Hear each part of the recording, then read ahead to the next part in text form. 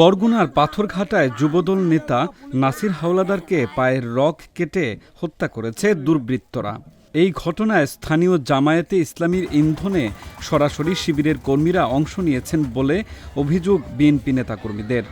নাসির হাওলাদার পাথরঘাটা পৌর এলাকার ৯ নম্বর ওয়ার্ডের শাহজাহান হাওলাদারের ছেলে এবং ওয়ার্ড যুবদলের সদস্য। এই ঘটনার পর এলাকায় উত্তেজনা বিরাজ করছে। ছাত্রলীগ কর্মীরা তারা এখন ছাত্র সংগঠন ছাত্র শিবিরের ভিতরে ঢুকে এই আজকের আমার সহযোদ্ধা নাসিরকে শিবিরের নামদারি হিসাবে ব্যবহার হয়ে আজকের হত্যা করেছে। যেসব ছাত্রলীগের কর্মীরা পাথরঘাটা বিএনপি অফিস ভেঙেছে তাদেরকে এই জামাতের ছত্রছায়ায় আমন্ত্রণ করে জামাতের সদস্য করে নিয়েছে। আজকের এই যে নাসিরের রগ কেটেছে, একটি প্রচলন আছে যে জামাত শিবির রগ কাটা সংগঠন, সেই হিসাবেই কালকের তারা সেই প্রমাণ রেখেছে। পহেলা জানুয়ারি দুপুর ১:৩০টার দিকে জাতীয়তাবাদী ছাত্রদলের প্রতিষ্ঠা বার্ষিকীর অনুষ্ঠান শেষে শ্বশুরবাড়ি ফিরছিলেন নাসির হাওলাদার। নাসিরকে কুপিয়ে পায়ের রগ বিচ্ছিন্ন করে ফেলে রেখে যায় দুর্বৃত্তরা। স্থানীয় কালমেঘা ইউনিয়নের ৮ নম্বর ওয়ার্ডের সত্তার মিলিটারির বাড়ির সামনে এই ঘটনা ঘটে। প্রত্যক্ষদর্শীদের দাবি, ঘটনার সময় অভিযুক্ত জামাত শিবিরের হাসান, রাব্বি, ইব্রাহিমকে রামদাসহ দেখা গেছে। পরে নাসিরকে উদ্ধার করে পাথরঘাটা উপজেলা স্বাস্থ্য কমপ্লেক্সে নেওয়া হয়। সেখানে কর্তব্যরত চিকিৎসক তাকে মৃত ঘোষণা করেন।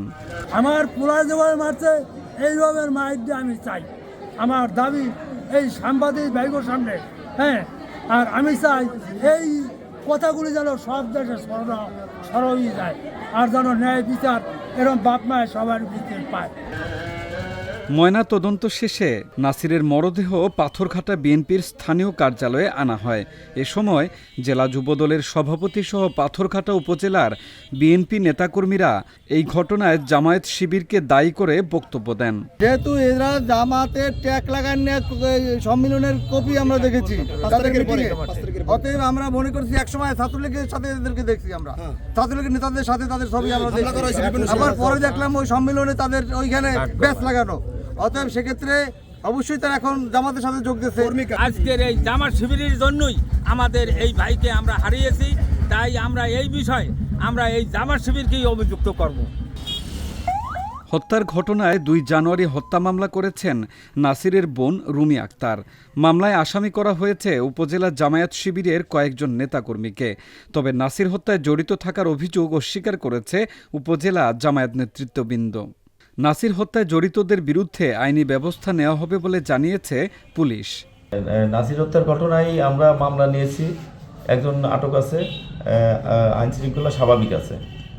তো এখানে আমি রাজনৈতিক কোনো প্রতিহিংসা এখনো দেখি না, তো আমরা গভীরভাবে তদন্ত করতেছি। আসামি যে দলেরই হোক না কেন তার বিরুদ্ধে আইনের ব্যবস্থা নেওয়া হবে, কোনোভাবে ছাড় দেওয়া হবে না।